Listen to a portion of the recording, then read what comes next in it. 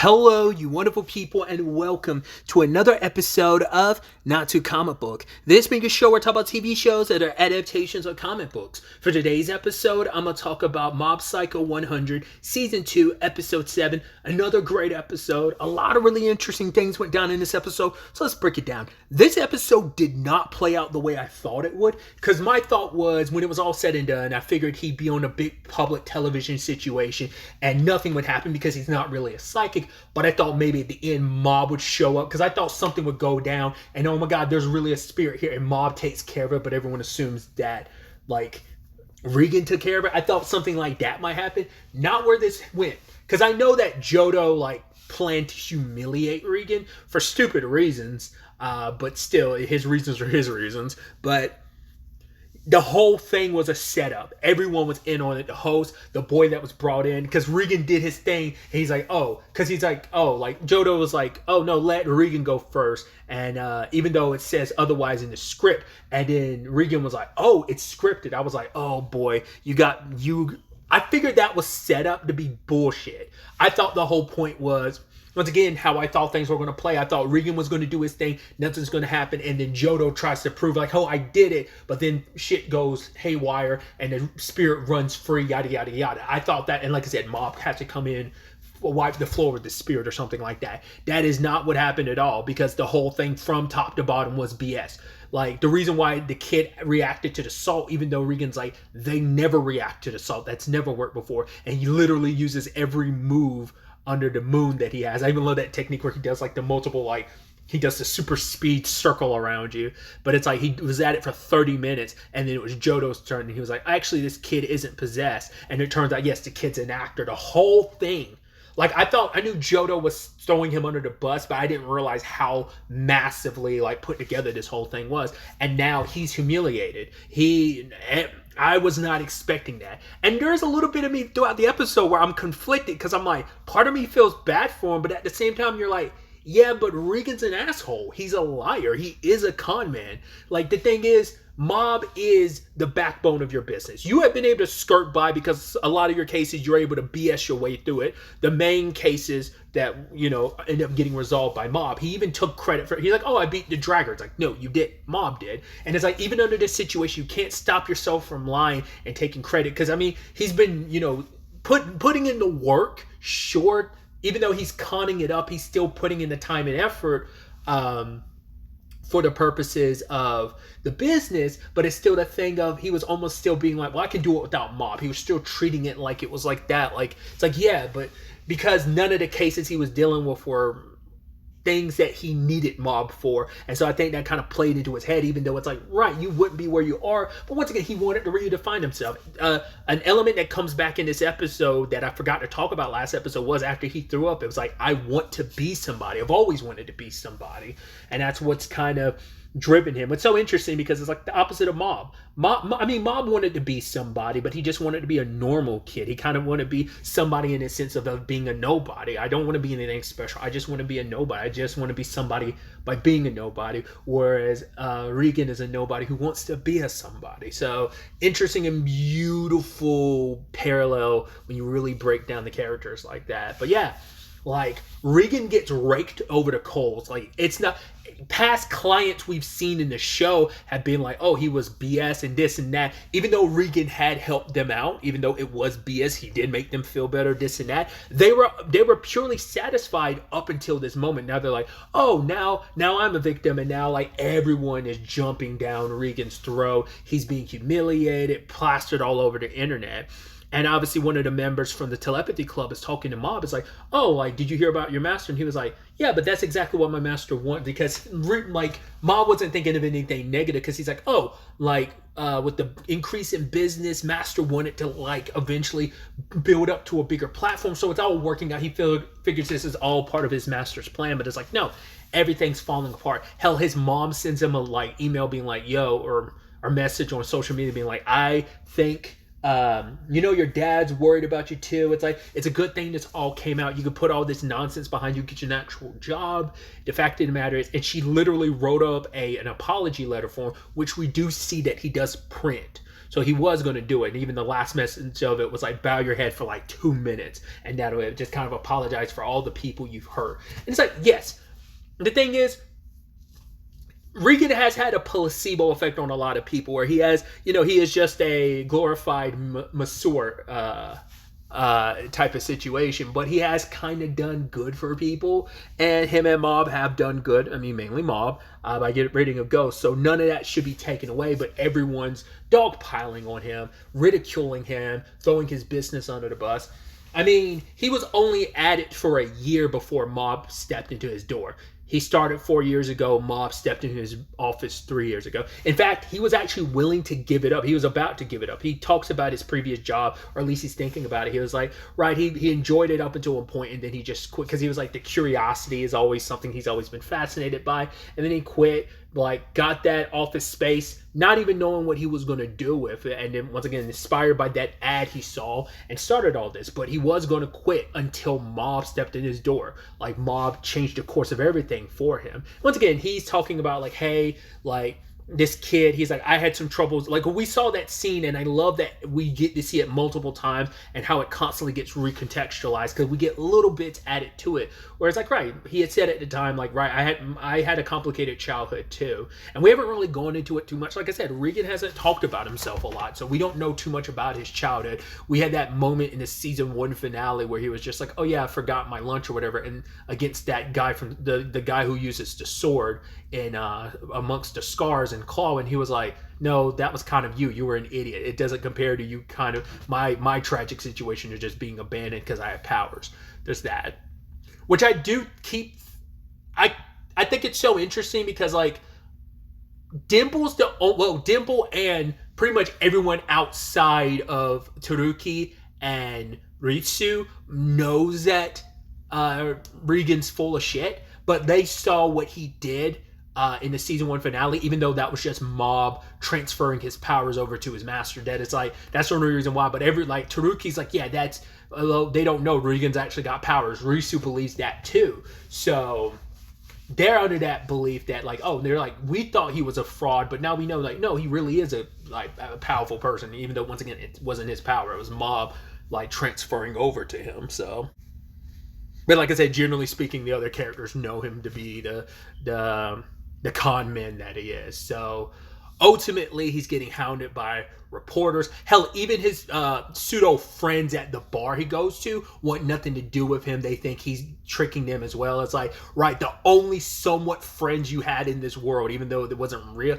Like, we saw it was BS last episode because it's just like, oh yeah, happy birthday, yada yada. Oh, about this pillow. Like, they're there for you to solve their problems and vent their problems, and you're trying to do the same to them, but it's like, it's not a two-way street. And so, once again, the irony being, as I've said last episode, that Regan kind of has that operating as like, it's a one-way street with him and Mob, even though it should be a two-way street, but it kind of isn't, but it kind of is.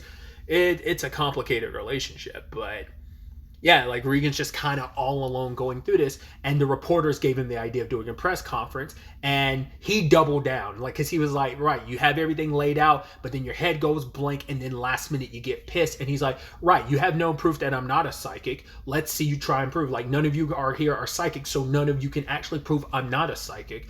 It's like, oh, well, are you a psychic? He's like, no comment. They're like, well, then why don't you tell us? Like, why won't you answer? He's like, because none of you are going to be satisfied until you have the answer no from me.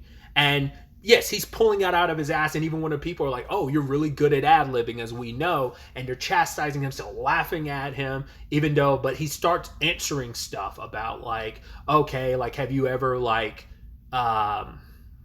basically, like, had any, like, fake stuff that you made people charge for? It's like, no, he has his rates on how he does stuff, and he has helped people in the long run, but he even calls it out, like, right, these victims or whatever, like, they don't have any proof that they were victimized.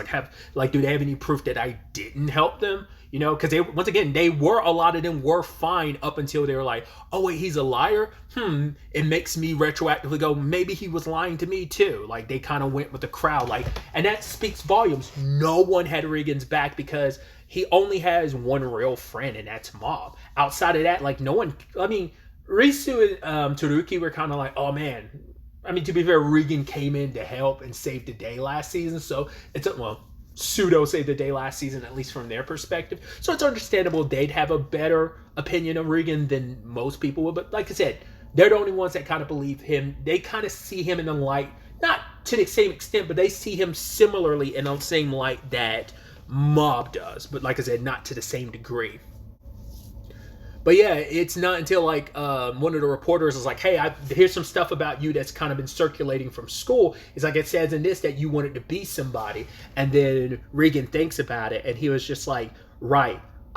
He recognizes like what he did last episode. He kind of called himself last episode, but this is the episode he really, really looks deep within himself of like, right, I was so busy trying to cage Mob in that I didn't like he was trying to change, and I was so busy trying to cage him in, I like ridiculed him for what he wanted to do, that he wanted to change. And I was just so, once again, it's just like, because it was so easy to like be so dismissive, because he was also taking for granted what he had with Mob, because the stuff he was talking about with Mob, it's like stuff that was true to himself, and he didn't realize like what he was saying, and when he's like, oh, I said such mean, useless stuff that was not even necessary. I should never have said that, but I did. So, and all he could think to himself was like, are you watching, Mob? And then he says out loud, like, you really have grown, haven't you? And they're like, what are you talking about? Because, you know, he finished at what he was reaching out to Mob. And I wonder, had Mob already been on his way? Because we did see Risu take off trying to be like, yo, Nissan. So I don't know if like Mob had probably already left and was going to check on his master, or maybe he caught that part of the interview, and then like that's because immediately afterwards is when shit starts popping off, and everyone thinks it's Regan's power, and everyone's like, oh my god, he's powerful. Even Jodo is like, oh my god, this is his power, blah blah blah blah, and it all works out. So I was wondering, I'm like, are we really just going to go for it with the public thinking Regan is what he is? Because once again, he really is that fake. And then he ends up leaving afterwards, and he ends up running into Mob, and he's like, why are you here? And Mob's like, just because. And Regan's like, okay, do you know what I am? And Mob says, I've always known. I was like, oh, for real? And even Regan was almost kind of upset. But then like Mob is like, yeah, you've always been that person, a genuinely good person. I was like, that's so sweet. But also, once again, it's still unclear whether or not it is a thing of Mob is like, no, I have known who you are, but it doesn't take away the good that you have done. You are a genuinely good person. A little boy that was scared and confused, you helped him. Yes, you manipulated him and continue to use him. You recognize that, and I guarantee you're still going to continue to do that going forward.